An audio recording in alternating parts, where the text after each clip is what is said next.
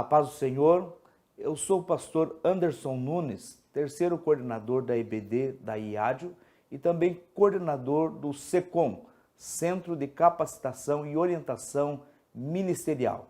Eu quero louvar a Deus pela vida do nosso pastor presidente, pastor Sérgio Melfior, pela oportunidade de estarmos aqui, também pela pessoa do nosso pastor Josias Rosa, coordenador geral da EBD.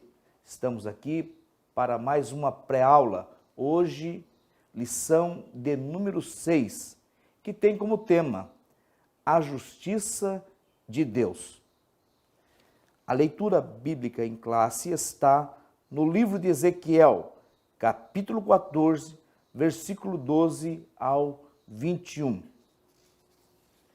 Nessa leitura, Ezequiel vai destacar, vai ter uma revelação de Deus a respeito de Judá e vai dizer que realmente o juízo de Deus virá sobre Judá. O cálice da ira de Deus chegou ao seu limite. O juízo de Deus virá de forma iminente. Esta é a profecia de Ezequiel para a casa de Judá. E Deus é muito específico, dizendo que não há nada que alguém possa fazer, nem mesmo a intercessão. E vemos aqui no tópico 1, sobre a identificação do juízo divino, nós vemos que esse juízo que vem à casa de Judá, nós vemos que é uma retribuição aos pecados da casa de Judá, e já vamos falar e dissecar aqui quais são esses pecados. Subtópico 1 vai dizer o discurso profético. Nós vemos que esse discurso profético contra Judá, ele vem acontecendo já há vários anos, pois Jeremias já havia advertido todos os reis do período ali das invasões e levas do cativeiro babilônico.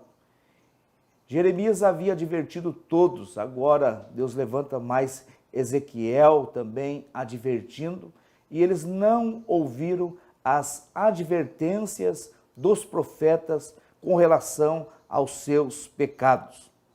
E vemos que aqui no subtópico 2, vai falar a respeito do endereço desta profecia.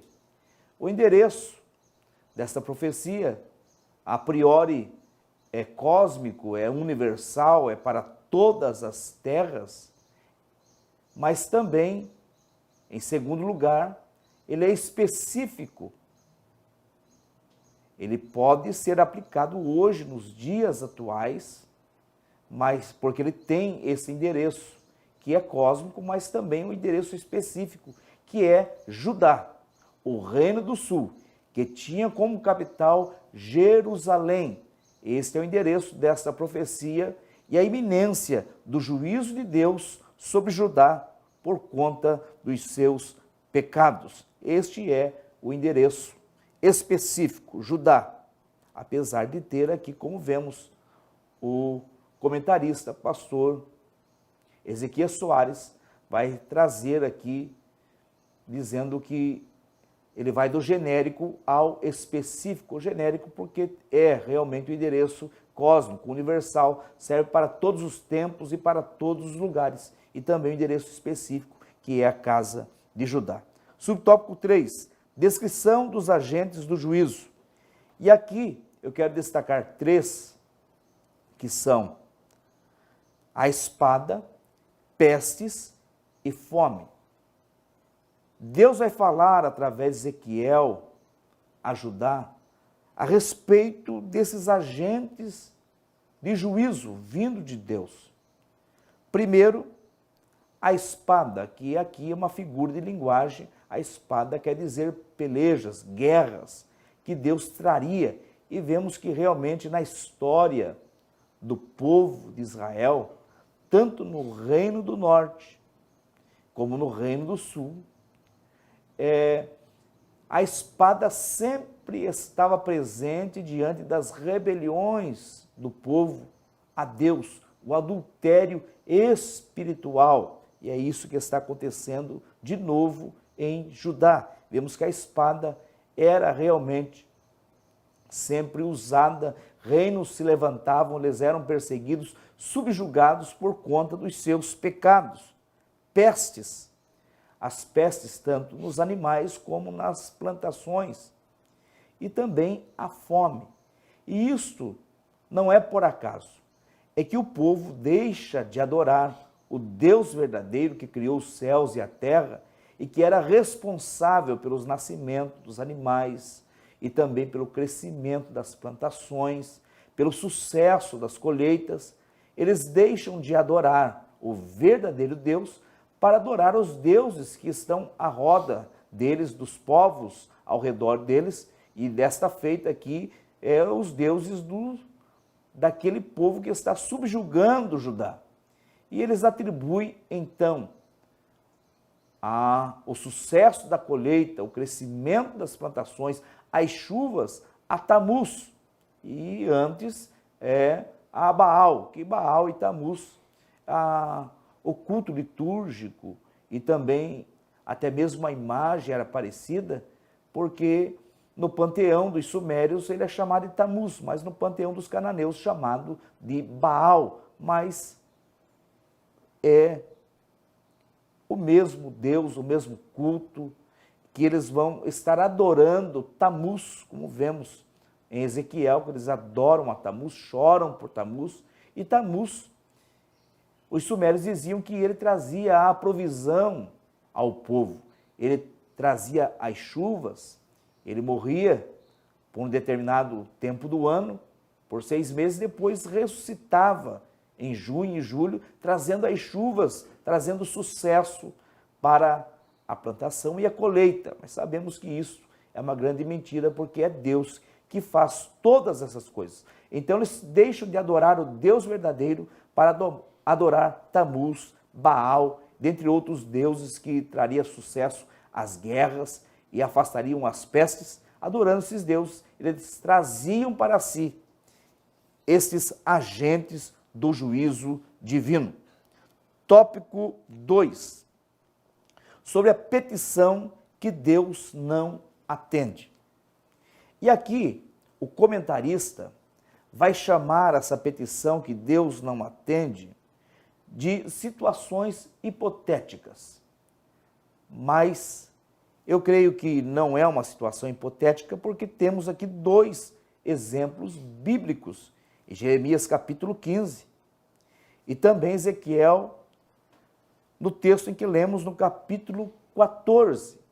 São situações que realmente aconteceram, porque hipotético é baseado em uma suposição, mas isso realmente aconteceu mais do que essas vezes que foram descritas aqui pelo comentarista, 2 exemplos bíblicos, Jeremias 15 e Ezequiel 14, de petições que Deus não respondeu.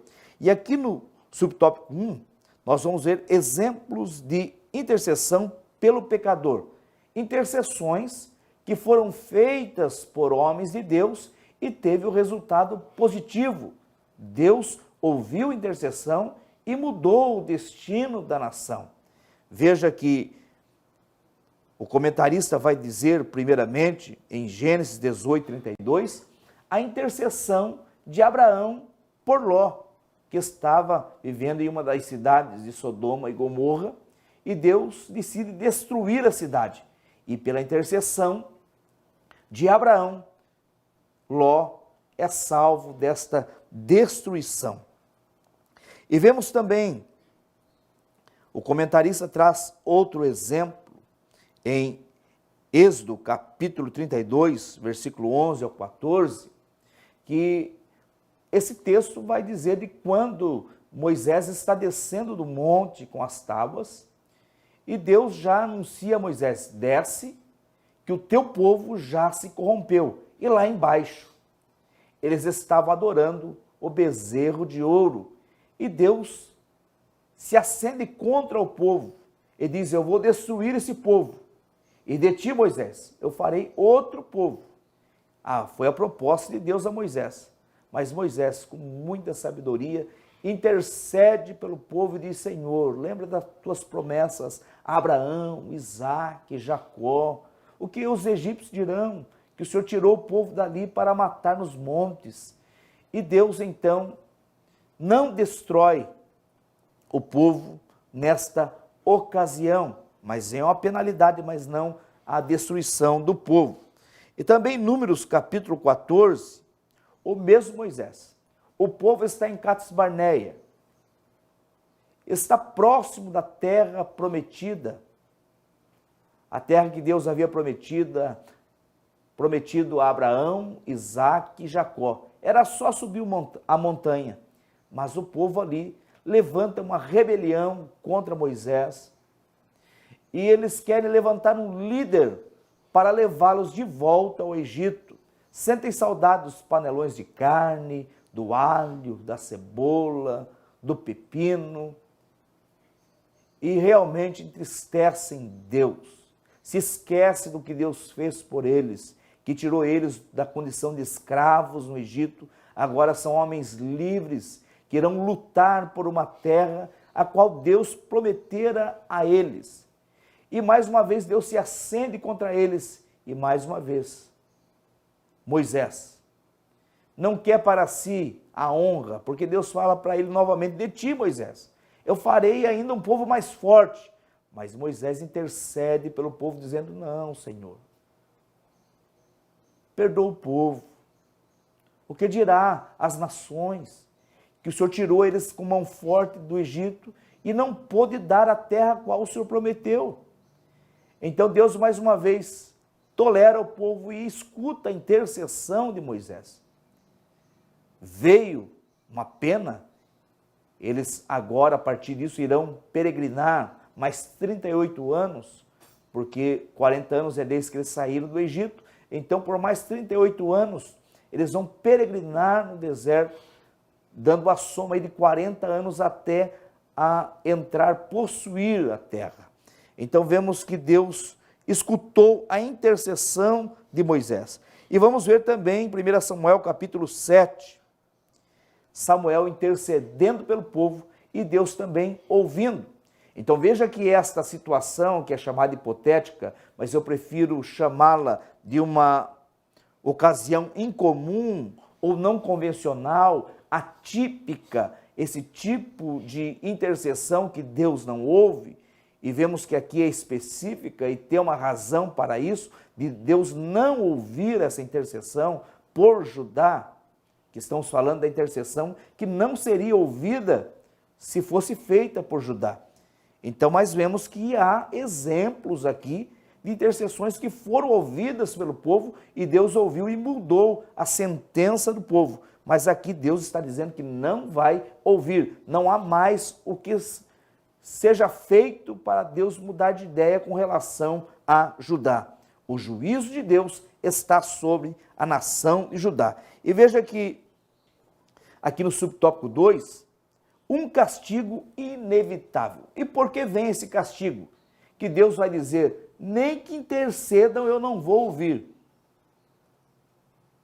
O cálice da ira de Deus chegou ao seu limite. E qual é o pecado do povo? De novo, paganismo, sincretismo, idolatrias, como aconteceu com o Reino do Norte, que tinha como capital Samaria, no ano 722 a.C., foram levados cativos para a Síria pelo mesmo motivo, sempre a idolatria. E algo importante a saber a respeito do Reino do Norte, que todos os reis, desde Jeroboão, foram reis maus, idólatras, que levaram o povo a pecar. Esta é a idolatria, este é o adultério espiritual, deixar o Deus verdadeiro para se prostituir com deuses estranhos, deuses das nações vizinhas. E veja que a situação em Judá, em Jerusalém, Este evento aqui, citado por Ezequiel, e essa profecia é dada a Judá no período entre a segunda leva e a terceira leva. Portanto, quem está reinando é entre 597 e 587 a.C. E esta data aqui, específica, porque o livro de Ezequiel é um dos livros mais pontuais no que tange a cronologia. Ele dá vários sinais a respeito da cronologia e podemos identificar o ano. O ano aqui é mais ou menos 590 antes de Cristo, quando essa profecia é proferida. E quem está reinando é o ímpio rei Zedequias. Zedequias, ele é filho de Josias, o grande reformador que trouxe a reforma religiosa a Judá. Colocou fora toda a idolatria, reabriu o templo e assim por diante, fez uma limpeza no templo e em Jerusalém. Mas o filho dele não se parece com ele, mas se parece com seu avô, Manassés, o ímpio rei que trouxe para Jerusalém várias tranqueiras no que tange a idolatria, até mesmo a deusa Aserá, que ele colocou à entrada do templo, que vai se repetir no tempo de Zedequias. E veja que no capítulo 8 de Ezequiel, nós vamos ter uma ideia de como estava a religião em Jerusalém. Vamos ver sincretismos religiosos. O que é sincretismo? A mistura do santo com o profano. Eles estão adorando a Deus ainda no templo. Mas, no obscuro, no secreto, também estão adorando deuses egípcios, uma influência aí lá do Egito, que Ezequiel vai destacar em relevo nas paredes. Estão animais abomináveis e répteis. Também vão estar adorando o sol, também uma influência egípcia, porque Zedequias buscou o conselho no Egito, para não ser vencido pela Babilônia. E ele então agora está sendo influenciado na religião. Ele adora o sol, e o sol no panteão egípcio é o deus Ra. Então eles estão realmente adorando a outros deuses, adorando a Tamuz, chorando, as mulheres chorando por Tamuz, e assim por diante. A idolatria está reinando em Jerusalém. E veja que já havia acontecido duas levas para a Babilônia, a primeira em 605 e a segunda em 597. Eles sabiam que Nabucodonosor iria invadir Jerusalém e iria levar o restante cativo, mas mesmo assim eles não se convertem ao Senhor, não mudam as atitudes com relação à idolatria. Então o juízo de Deus virá de forma iminente sobre eles. O juízo virá e não tem mais o que fazer, e Deus vai dizer: nem que intercedam por eles, eu não vou ouvir. Vamos para o tópico 3, sobre a intercessão de Noé, Daniel e Jó. Aqui no tópico 3, nós vemos que Deus, ele vai falar: nem que esteja em Jerusalém, três homens importantes do Velho Testamento: Noé, Daniel e Jó. Eu não os ouvirei. A intercessão pelo povo. Eles vão se salvar, só eles, mas nem os filhos vão se salvar. Eu não vou ouvir a intercessão por Jerusalém, nem que esses homens estejam aí. Aí Deus faz uso de um anacronismo, trazendo personagens de outras épocas, para dizer que mesmo que esses personagens, que para o homem é impossível esses três estarem juntos, eu digo para o homem, esse anacronismo para o homem é impossível, mas para Deus é possível. Anacronismo é trazer personagens de outras épocas, que viveram em outros tempos, e colocar esses personagens juntos no mesmo enredo. Isso para nós é impossível, mas não é impossível para Deus, porque Deus é atemporal.